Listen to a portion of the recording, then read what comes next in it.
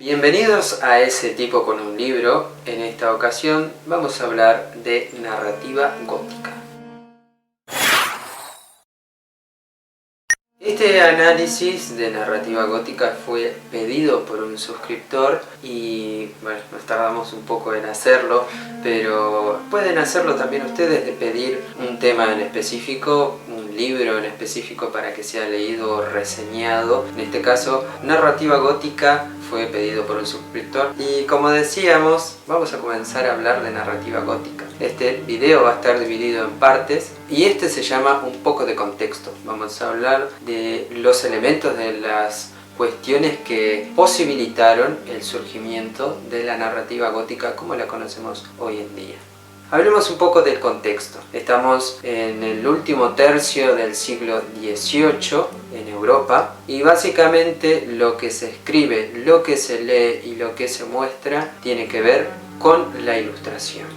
La ilustración es el movimiento artístico que predomina en la época. Si recuerdan el análisis de Orgullo y Prejuicio, el siglo XVIII está marcado por la racionalidad. El ser humano buscaba a través del conocimiento racional darle respuestas a todas las dudas que tenía en ese momento, siglo XVIII, estamos hablando de la ilustración. La literatura de ese entonces estaba embebida de ensayos, novelas costumbristas, de personas reales, de personas y experiencias que podían demostrarse con hechos. Estos libros, bueno, como decía, son costumbristas. A través de la objetividad, el ser humano buscaba la verdad. El verdadero conocimiento, la verdadera felicidad, se encontraba a través del objetivo, lo racional. Tanto era el hambre de conocimiento que lo que hacía la racionalidad era una virtud. Todo hombre serio, objetivo, no tenía miedo, o sea, el miedo formaba parte de lo subjetivo, la oposición del objetivo es lo subjetivo. Por lo tanto, las novelas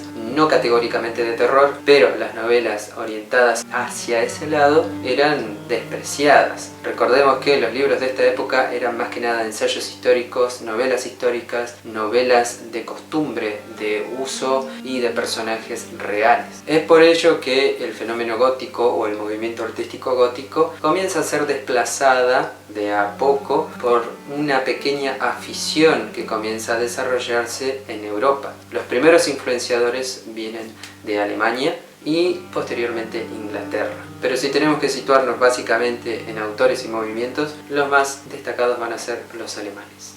El término gótico se usaba como término peyorativo porque tiene que ver con la arquitectura de la Edad Media. La arquitectura goda es una arquitectura que, según los expertos en el tema, está llena de demasiado ornamento, demasiado elementos confusos, de elementos que son tildados de horribles, de bárbaros, de bestiales. Es entonces que tanto la literatura gótica como la arquitectura gótica está representada por estos elementos. Recordemos las gárgolas en la Catedral de Notre Dame, por ejemplo, esas enormes gárgolas, cómo están construidas, dónde están ubicadas, por qué este arte es una contraposición de la elegancia del arte clásico, del clasicismo. Recordemos que no tenemos que confundir narrativa gótica con las narraciones orales medievales que involucran brujas, ogros, duendes, dragones. Tienen influencia los narradores góticos de estas narraciones medievales, pero solamente eso, influencias, porque los relatos medievales eran orales. Estos relatos eran usados como manera didáctica, como una manera para utilizarse en cierto contexto que era el de la Edad Media. Los relatos que vendrán después, denominados góticos, tienen más que ver con la literatura escrita. Es una base importante de inspiración, pero su construcción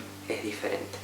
Eso es todo por este primer video de narrativa gótica, donde hablamos del contexto donde surgió lo que se conocerá después como narrativa gótica en sí. Recordá que si te gusta este tipo de análisis, este tipo de videos, puedes comentar, suscribirte, sobre todo poner en la caja de los comentarios si te gustan este tipo de videos. Y como siempre, muchas gracias a todos los subs que están llegando, a los de siempre. Esto ha sido todo por esta ocasión. Nos veremos la próxima.